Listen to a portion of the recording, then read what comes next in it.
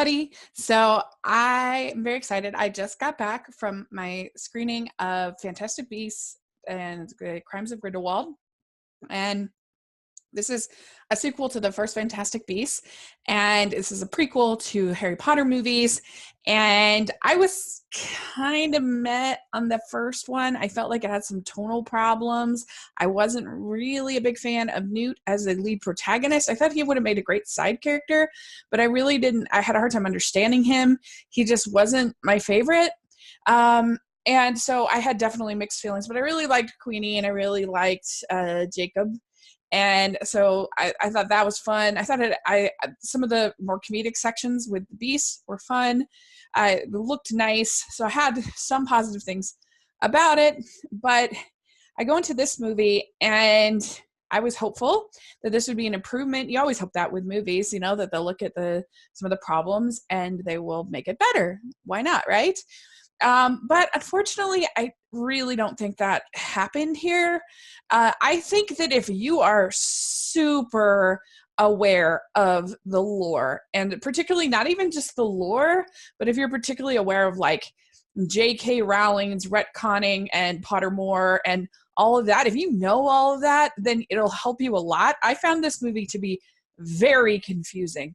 There are so many characters and so many plot lines, and none of them really end. And obviously this is like a middle movie, but I still think in like middle movies there needs to be a story that has kind of a starting and a beginning within that sequel of a movie. And like the problem with prequels is that we kind of do know the ending, ending, and so it's really hard to kind of have it have stakes because you already know what happened in the to these characters, and so that's hard. But I mean, there were so many characters, and like the two things that I think really work in the original Harry Potter movies is I think that the original films are like mysteries. The original books and mysteries, they're like mysteries.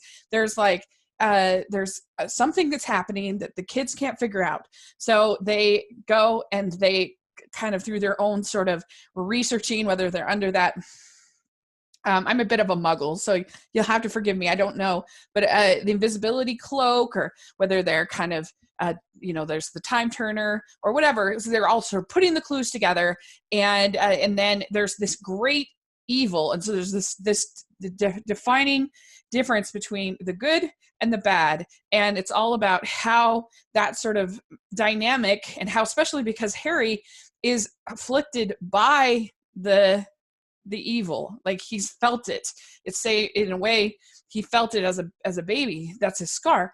And so there's just this clear delineation between evil and good, and Harry is tempted by that evil. And so it's actually a really simple dynamic, and that's added to by things like lore and characters like Snape that are complicated. And so they make that, and obviously the hero is somehow going to end up on top, but there's sacrifice and stakes, and you don't know exactly what is going to be happening in this year at Hogwarts.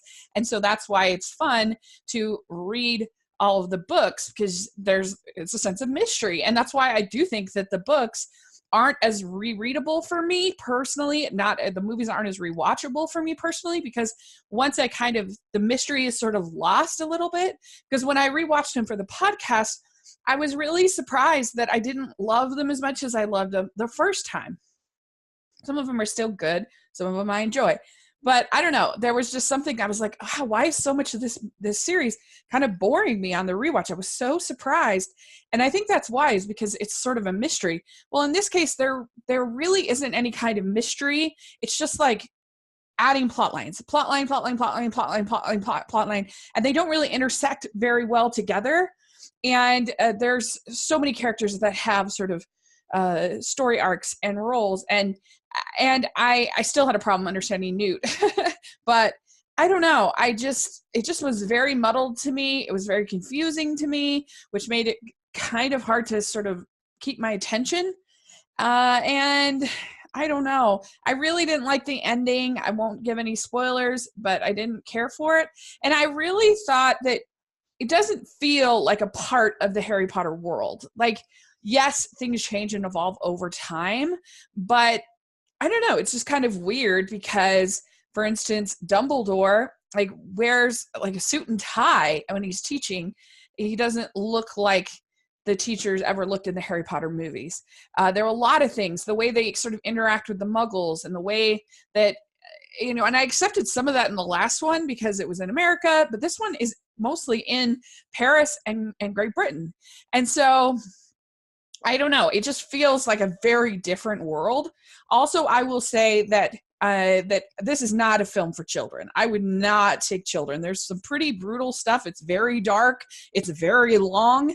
And yeah, I think it's PG-13. So yeah, but I would not take, I would honor that PG-13. And for me, I would think very carefully about taking anybody under 13. That's just my opinion. So it didn't really work for me.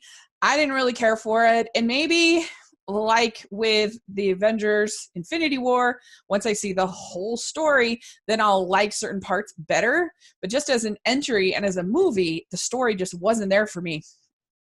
And I kind of felt like it was similar to the Pirates movies, because for me, the Pirates movies just kept adding more and more and more and more and more plot lines with more and more and more characters till it just kind of loses itself, and you just end up feeling kind of confused.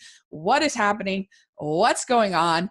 And yeah, and I do have to say that that Johnny Depp was fine. I still would rather him be Colin Farrell so much, but he was fine. All the acting is fine. You don't get to see characters for very long because they just literally have so many characters. So I don't know, like I said, if you love this world and you love all of the Pottermore stuff, I think that you'll like it better than me for sure. And so I don't know, I'd give it like 2.5 out of 5 stars for me, something like that. But that's just me. So take out for what you will. I know a lot of people really enjoying it that went to early screenings and stuff. So go and watch it and decide for yourself what you think. So that's just my thoughts. Let me know what you think if you get to see it. So thanks so much. Please subscribe to my channel. I'll talk to you later. Bye.